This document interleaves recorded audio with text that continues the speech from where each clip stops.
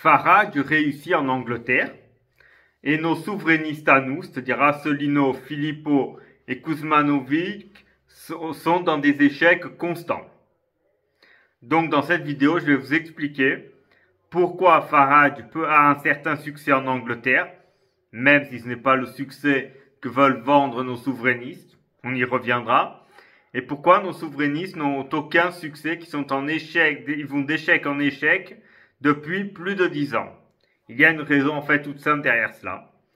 Avant toute chose, je vous invite à vous abonner à cette chaîne et actionner la cloche pour être notifié des prochaines vidéos, si évidemment mon travail vous plaît. Voilà.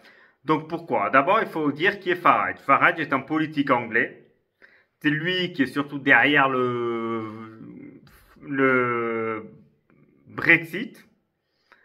C'est donc lui en fait qui a été à l'origine, qui a provoqué le référendum qui in fine a provoqué le Brexit. Il a réussi à élire 13 députés sur 650, c'est-à-dire que ce n'est pas non plus un nombre de députés énorme, alors qu'il a quand même fait 15% des voix. Mais donc vous me direz, pourquoi n'a-t-il réussi que 13 sur 650 s'il a fait 15% des voix? Eh bien en réalité c'est dû au mode de fonctionnement du scrutin anglais, qui n'a rien à voir avec le scrutin français. C'est-à-dire que c'est une élection au premier tour et par circonscription. C'est-à-dire que celui qui est élu député, c'est celui qui arrive en tête de chaque circonscription.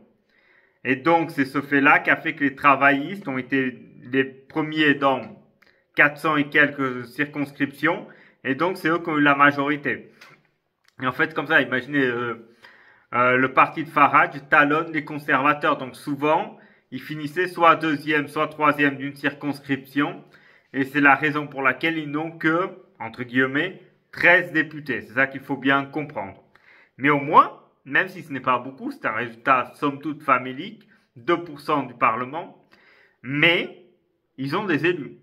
Nos souverainistes à nous, Asselineau, Kuzmanovic, Philippot, qui se démarquent par leur incompétence et leur nullité politique, n'ont aucun élu.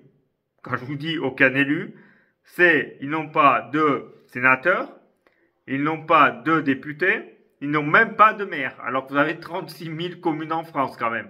Il faut le faire, ne pas réussir à avoir de maire, pas de conseils départementaux, rien. C'est la nullité, voilà.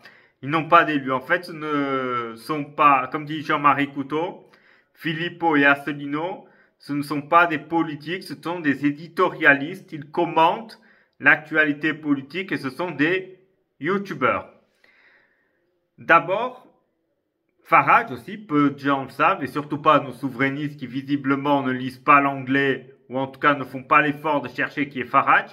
Il faut savoir que Farage est souverainiste, certes, mais c'est un libertarien.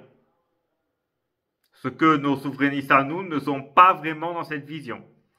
Ah oui, il est pro-OTAN. Rappelez ça, il est pro-OTAN et c'est très prononcé chez lui.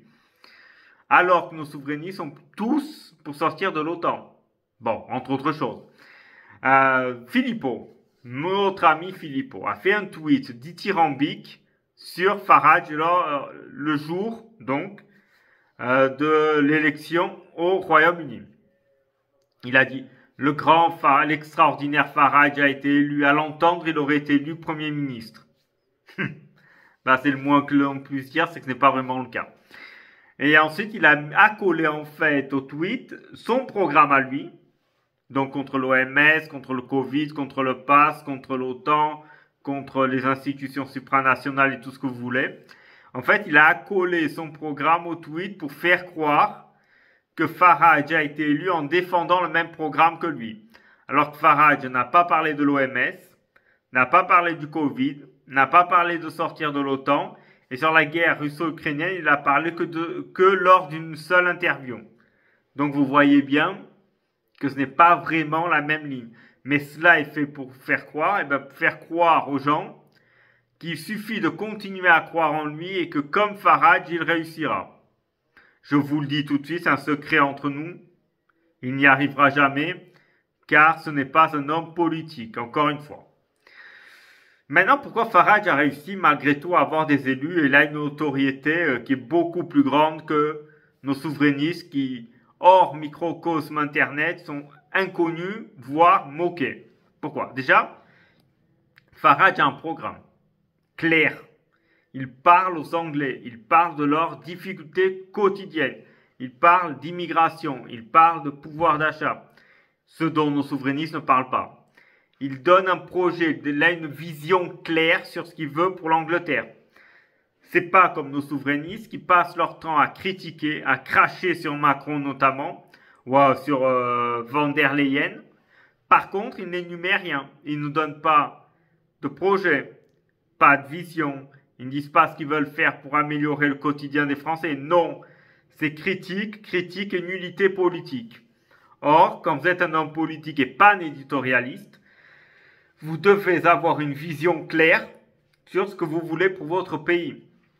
Dans quelle direction vous voulez l'amener. Et Farage dit ça aux Anglais, leur dit quelle est sa vision économique, quelle est sa vision politique, comment compte-t-il améliorer le quotidien des Anglais, comment compte-t-il améliorer la vie quotidienne des gens. Ben oui, voilà, il a une vision. Et donc, par rapport à sa vision, on vote ou pas pour lui, mais au moins on vote pour lui. Nos souverainistes, il suffit de voir leurs élections européennes, même les gens qui les suivent sur YouTube ne votent pas pour eux. C'est dire. Bon, car évidemment, eux, ils confondent vues et abonnés sur YouTube avec électeurs. Alors que c'est pas parce qu'on vous regarde qu'on vote pour vous. Moi, par exemple, je regarde souvent les vidéos de l'UPR et d'Asselineau. Pareil, je vous avoue un peu pour rire, mais aussi car il dit des choses intéressantes. Mais par contre, je ne voterai jamais pour lui, car ce n'est pas un homme politique. Alors que Farage a une vision claire, vous demandez aux électeurs d'Asselineau, Philippot, Kuzma, quel est leur programme? Eh bien, ils ne le connaissent pas. Voilà, c'est ça. Car ils n'en parlent jamais, évidemment. Donc, si vous demandez à un électeur ou un adhérent de l'UPR et d'Asselineau, que va-t-il vous dire? Sortie de l'Union européenne, de l'euro et de l'OTAN. Point. Il n'y a rien d'autre. Ils ne savent pas ce qu'ils pensent sur l'immigration, sur le pouvoir d'achat, sur la crise de la santé, la crise de l'éducation, la dette, j'en passe et des meilleurs. Eh bien, on ne le connaît pas, car il est connu que par son mantra anti-euro-OTAN. Voilà. Pour Philippot, c'est le même cas. Pour Philippot, personne, même ses adhérents ne connaissent pas son programme. Philippot, c'est l'anti-Covid, passe et OTAN et Amérique et tout ce que vous voulez. Mais en fait, sur le projet pour la France, il n'y a rien. Kuzmanovic, dit le renard, eh bien lui est connu par sa laïcité de combat. Donc qu'est-ce que ça veut dire? On ne sait pas. Qu'est-ce que cela implique? On ne sait pas.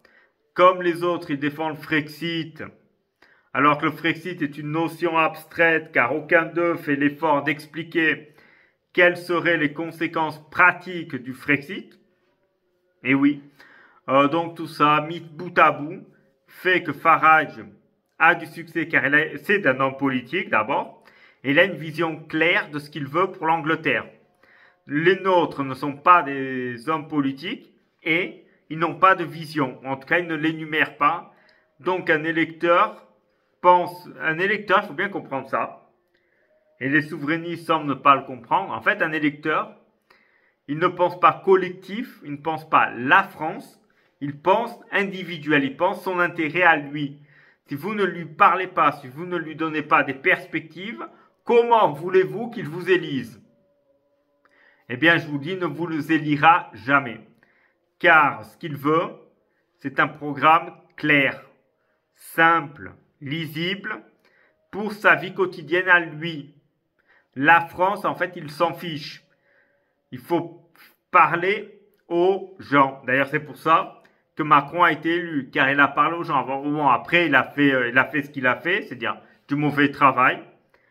La vie des Français s'est détériorée, mais en tout cas en campagne, car Macron a bien des défauts, mais s'il a une qualité qu'on peut lui reconnaître, il sait faire campagne.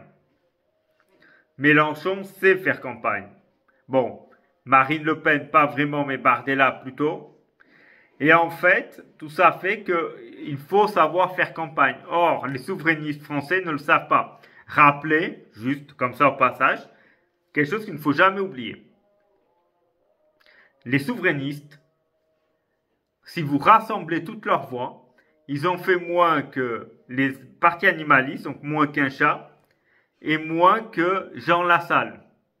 C'est dire quand même la nullité de ces gens-là qui sont vraiment pas bons, quoi. Et que feraient toutes les gens qui se disent gaullistes? Il faut savoir que le général de Gaulle a démissionné lorsqu'il a perdu le référendum sur la régionalisation, alors qu'il avait fait plus de 40%. Les souverainistes font 1% et n'en tirent pas les conséquences. Moi, je serai adhérent de l'UPR, j'inviterai Asselineau à se rendre à l'EHPAD, à prendre sa retraite. Philippot, je serai adhérent des Patriotes. Il faut le virer, mettre quelqu'un d'autre à sa place qui a une vision pour la France et qui n'est pas utopique. Et je serai adhérent de Nous le peuple de Kuzmanovic. Eh bien, j'expulserai Kuzmanovic après son résultat famélique lors des européennes. Bon, le résultat, je vais vous dire, va piquer 0,06%. Donc, l'abîme, la nullité. Voilà. J'espère que cette vidéo vous aura plu, qu'elle vous aura appris quelque chose. Si tel est le cas, je vous invite à vous abonner à cette chaîne et actionner la cloche pour être notifié des prochaines vidéos. Merci à tous et à très bientôt.